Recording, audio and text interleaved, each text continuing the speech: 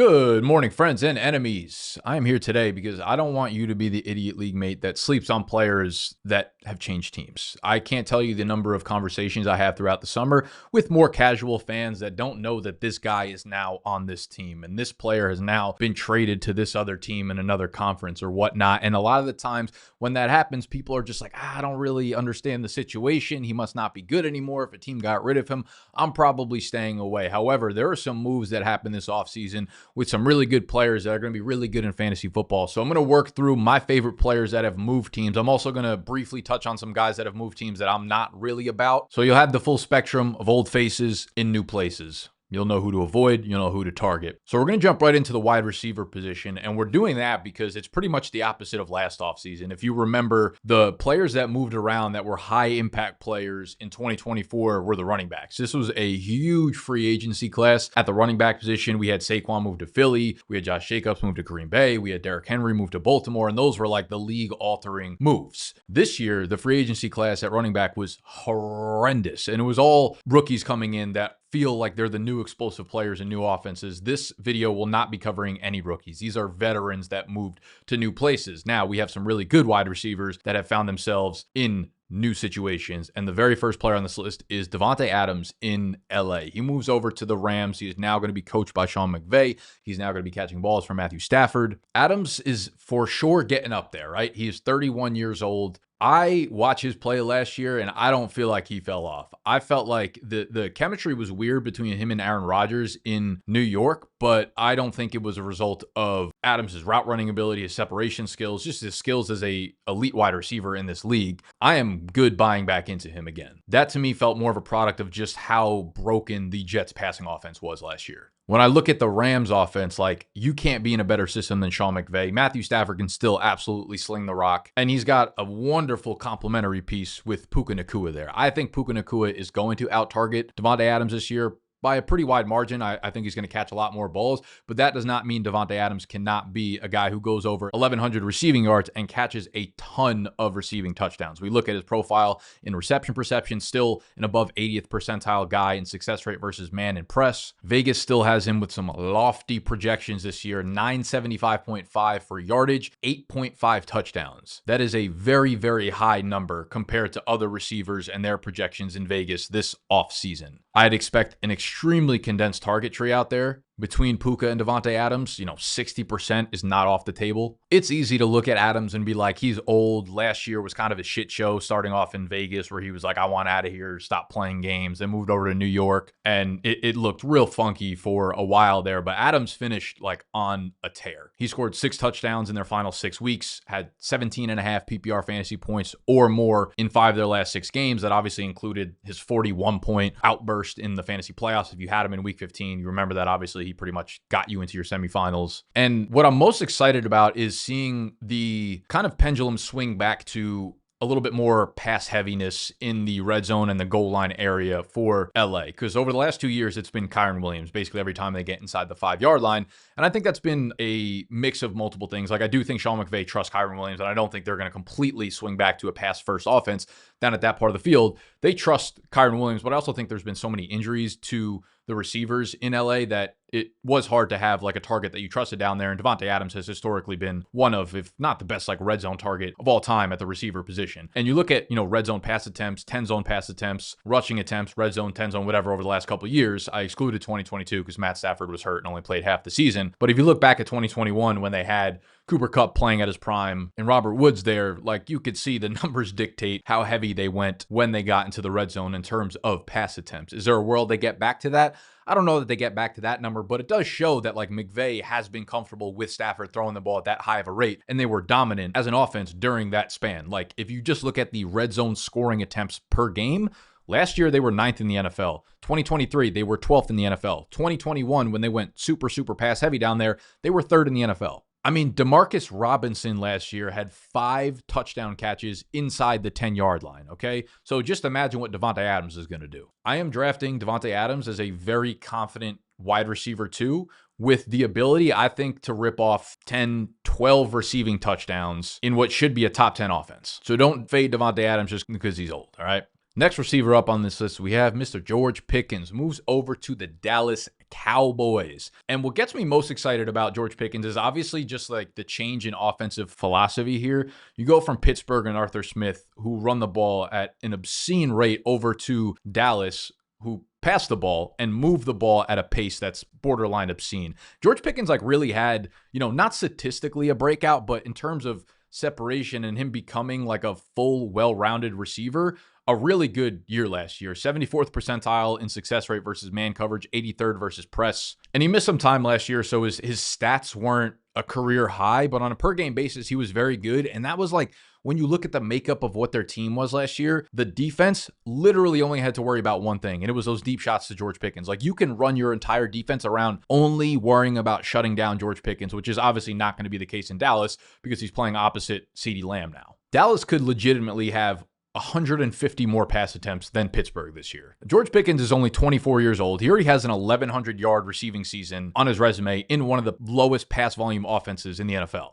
Dallas plays fast. Dak Prescott has ranked top 10 in pass attempts per game in 5 of his last 6 seasons. They don't have an elite or even like a good running back in that backfield to anchor the ground game. I think their defense is like whatever and probably overrated to the point where they're going to give up a lot of points. And Pickens was just like not utilized well at all last year. He had just one single catch while being put in motion. And I'm not like saying Brian Schottenheimer's offensive scheme is about to be some groundbreaking scheme, but I just don't think it could be worse for a receiving fantasy player than it was in a Pittsburgh offense with Arthur Smith. We also, if you remember, this feels like 17 decades ago, but in 2019, Dak Prescott had 2 receivers go over 1,100 yards. You had Amari Cooper as the one, and then you had Michael Gallup go over 1,100 yards as well. So he's been able to feed multiple receivers, and the tandem of CeeDee Lamb and George Pickens is just, a different level of skills than Amari Cooper and Michael Gallup.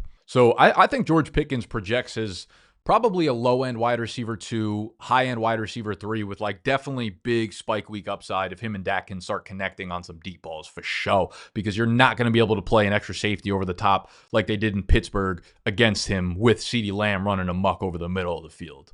Next player up on the receiver list. And before we get into this player, if you just want to get prepped for your draft, if you just want the best content or the best pieces of our content, and that's all you want, you don't want to spend any more time watching videos or consuming content, you can get that in the draft guide, which will be going live in the first week of August. All right. It has all of our rankings. It has player write-ups on every single fantasy relevant player. It's got our must draft players, our all fade list. It's got everything you need for your fantasy football draft, just neatly organized for you. It's discounted right now, pre-order pricing up until August 1st on our website, bdge.co. However, by far and away, the cheapest way to get the draft guide, to get access to the draft guide, is by heading over to our partner's website. We'll have the partner link right down below, depositing $10, playing on there a single time, and you'll get access to the draft guide for free just for doing that. All right. So super heavily discounted by going through our partner's website. But if you're not in a state that's eligible for it, then you could always go to our website and still get it for a discounted price, bdge.co, up until August 1st, where you'll find the full write-up on Mr.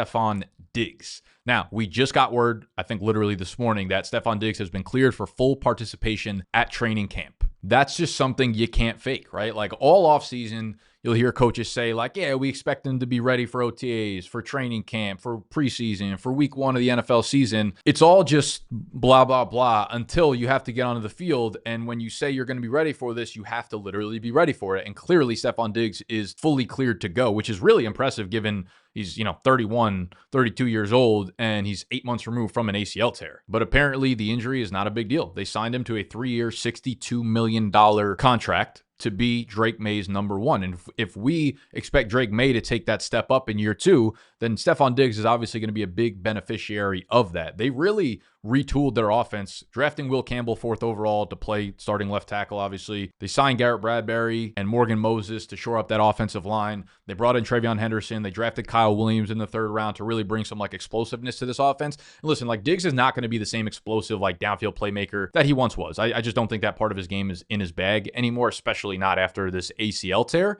but they signed him to be the number one. I kind of think he could be like a Jacoby Myers type player where he's a high volume guy. He excels on slants and he has a really high target share in this offense as the number one guy. 7 to 8 targets per game gives you a consistent 11 to 14 PPR fantasy points per game. I'm not going out of my way to target Diggs, but he's the wide receiver 43 right now per ADP. So if he's your wide receiver 4 or 5, or if he's just like a flex option to you, I'm a big fan of that. Just given like the way that they're pushing him into this offense, they obviously realize that they need to give Drake May some weapons to work with, and they're going to force Stefon Diggs into that role. Like, we do probably need another receiver to step up. We need Kyle Williams to break out. We need one of their second-year wide receivers, Jalen Polk or Javon Baker, to not be straight ass. We need someone to take attention off of Stefon Diggs, but I still think, like, regardless, he's going to see a ton of targets. And maybe it turns into someone who's like just continuously going 5 for 55 and doesn't score a lot of touchdowns. But even that, it's not a terrible floor to have where you kind of just throw him into your lineups when you need an extra flex player in PPR. So Diggs, this type of profile, not one that I necessarily target all the time. An older player coming off of a major injury, but I don't know.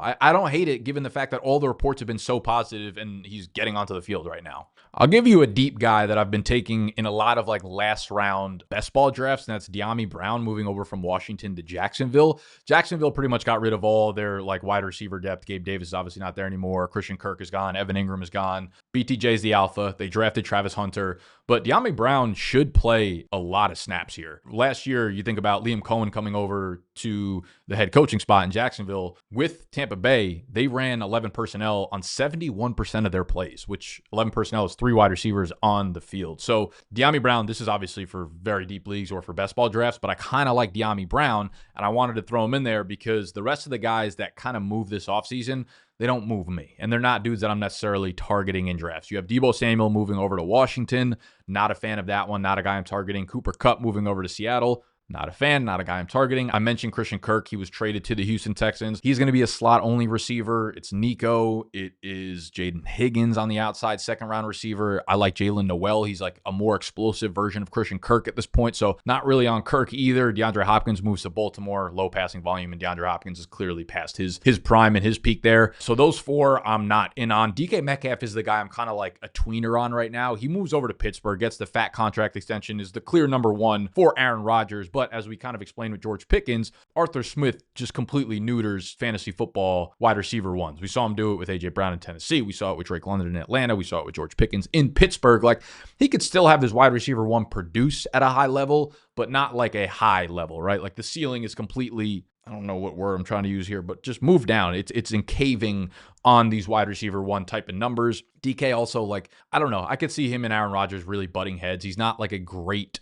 separator as a receiver. He also plays a lot smaller than his size. He had just a 19.2 contested catch rate last year, which was really, really poorly ranked. So I don't know. I could see a lot of ways where that goes south. Like, he could have a target share of like 35% because he is quite literally the only wide receiver there. It's like Roman Wilson and Calvin Austin, and I think they signed somebody else. I don't even remember, some nobody. So it's like literally DK and nobody else outside of the tight ends they have here. So I could see a world where he has a very high floor just because he's going to get every target in that passing offense, but that didn't always translate into big games for George Pickens last year, who had a massive target share, and a lot of times he only produced because of the ridiculous plays he made downfield, which, like, DK, obviously a beast, but like, I don't think he's got what George Pickens had in his bag in terms of contested and spectacular catches. So I'm more leaning towards I'm kind of off DK, but he's not a complete fade for me. When we move to the running back position, man, there's just not a lot to love here. Like, again, it's the complete opposite of what we had last free agency. I mean,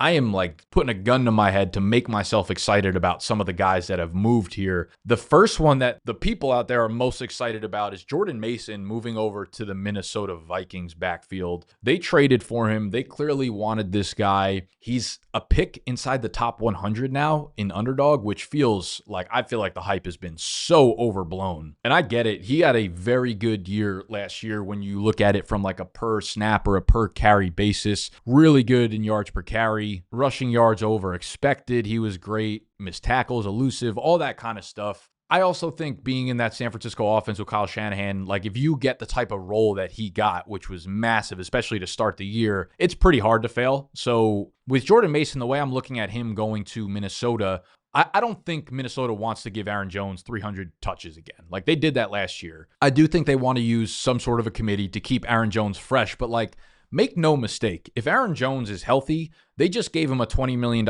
extension. They just gave him 300 touches. He also just went for almost 1,500 yards from scrimmage. Like, he was very good last year. I do see a world where they might want to use Jordan Mason on short yardage and goal line situations, which could be valuable given he's like, 5'11", 225-ish, obviously a bigger frame and probably more bruising than Aaron Jones.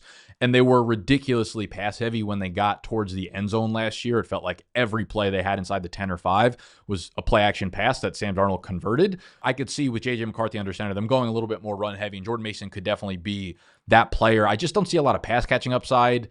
And I don't know. Aaron Jones to me is the clear 1A here. And it would take an injury for, I think, Jordan Mason to like supplant him or really take like a consistently high level role that translates into fantasy. So Jordan Mason, to me, I'm looking at him as a handcuff right now. And he's getting more and more expensive in the handcuff range to the point where it's like, I'm not really about to use an 8th round pick, a 9th round pick on Jordan Mason. But I could see the vision. I understand. I could also see the vision for J.K. Dobbins out there in Denver.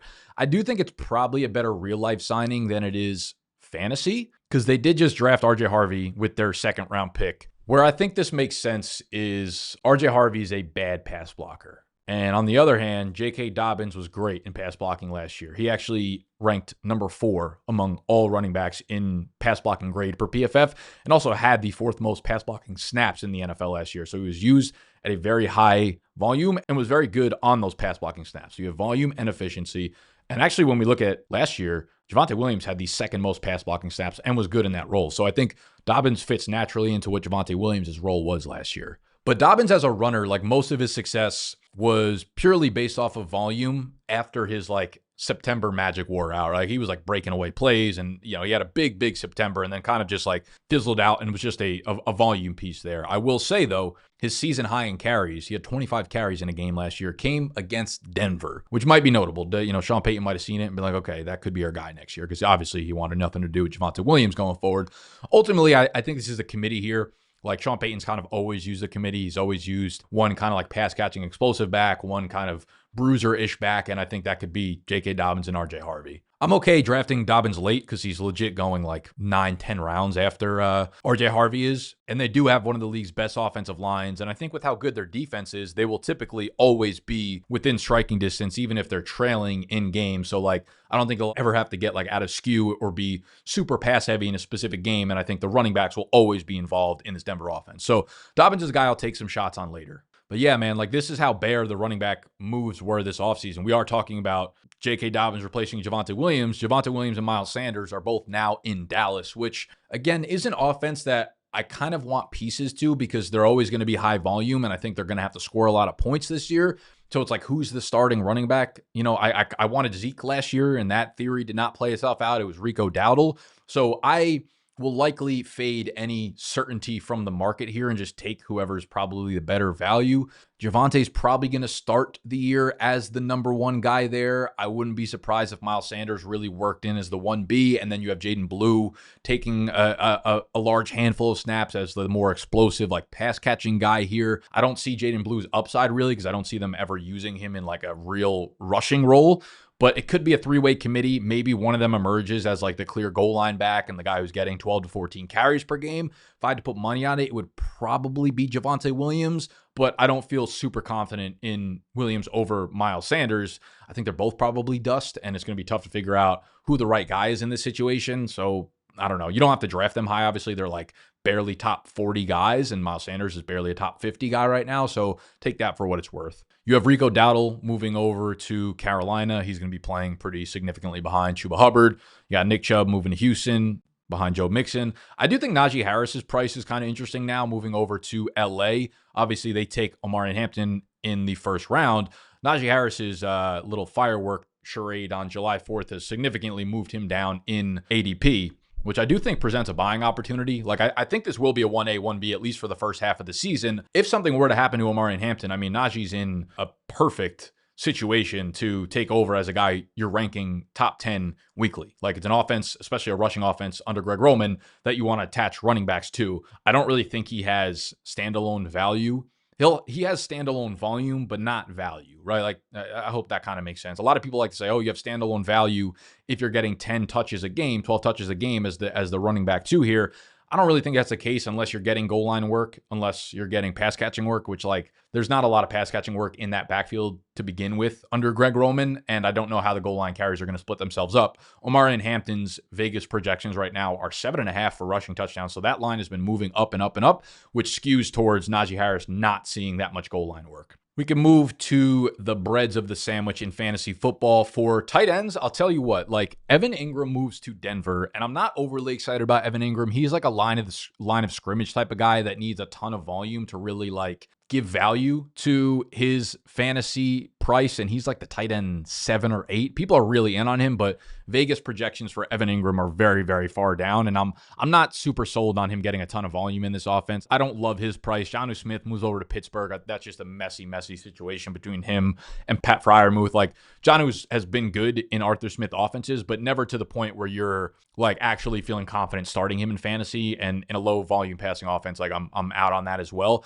I will tell you the one tight end move that I'm kind of interested in came very recently with Miami signing Darren Waller. Darren Waller, he might be super cooked. He might have been left in the microwave 2 minutes past his expiration date, but I don't know, man. I like the way they used Jonnu last year. They got rid of Jonnu and immediately signed Darren Waller. I don't think that Giants system was ever a good fit for him. I think he was asked to probably block way too much, and I do think there's some playmaking ability left in Darren Waller. If there's ever a guy that's going to battle back from adversity, it's this guy. It's Darren Waller, right? So I don't mind taking the last couple round shots on Darren Waller as your tight end too, and kind of just seeing how the season plays out. Yeah, you might drop him he might be playing like 30-40% of the snaps, and you might want to drop him by week 2. But I could also see a world, like, weirder things have happened at the tight end position, man. Like Zach fucking Ertz just went out last year and finished as like the tight end 7 or 8. This kind of stuff just happens at the tight end position, which is such an open position in fantasy football. I think Darren Waller is worth drafting. And if we move to the quarterback position, I think most people's favorite move will be Justin Fields going to New York. Now, he's not a pure fade for me, but I will say, like, I am much more skeptical than a lot of people. I've seen people rank Justin Fields legitimately as high as like the quarterback 7 or 8 in their rankings, and I get it. He's shown crazy upside with his rushing ability. I don't really want to invest in this Jets passing offense at all. His Vegas projections are incredibly low. They don't have his rushing yardage projection out yet, so we can't really speak to that. But I don't know, man. I think it's going to be slow. I think it's going to be really low volume. I think it's going to be run first. I think I just don't want him as my quarterback. We'll put it that way.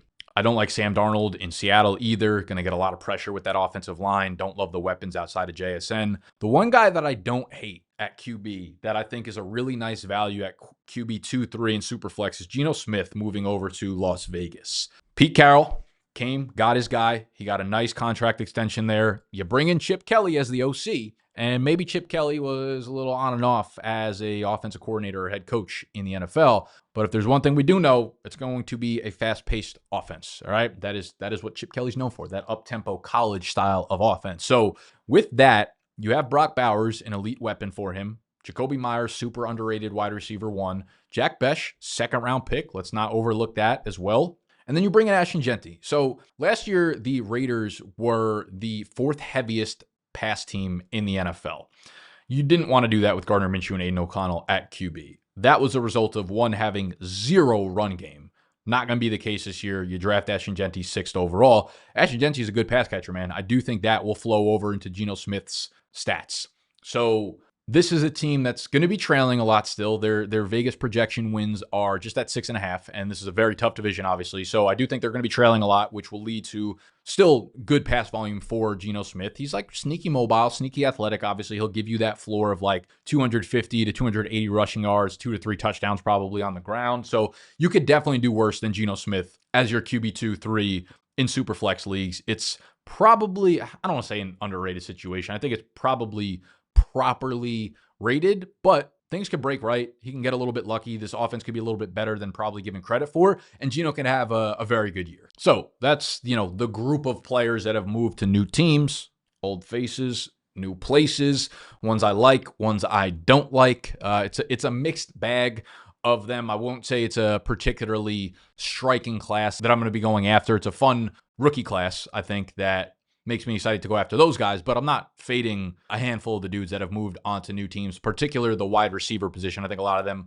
are going at value because people are kind of unsure about their current situation. All right, so if you enjoyed the video, this was one that I tried to get some new names in that I haven't really talked about as I'm doing all the work for the draft guide, which is me, writing up player profiles for basically 150 to 200 players. I'm like, man, I want to talk about some of these players, even though I don't feel like overly strongly about any of their positions this year. I spend a lot of the summer making videos about guys that I love, guys that I hate, and it's kind of just like repackaging ways that I can talk about those players. But I want to find some in between, some middle ground here about guys that I haven't talked about as much. So if you have any ideas for specific videos or content in which I can really get off some player takes that are a little bit lesser known or a little bit lesser polarizing, I'm happy to do so if you guys got some good suggestions. So while you're down there in the comment section doing that, make sure you hit the button that looks like this, subscribe to the channel if you are new, and most importantly, if you want to support the brand, but also get an elite product for your draft. Draft guide is available for pre-order on BDGE.co, but the cheapest way to get it is going through our partner website.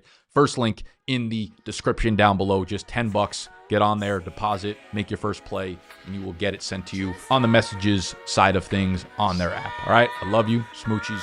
Goodbye.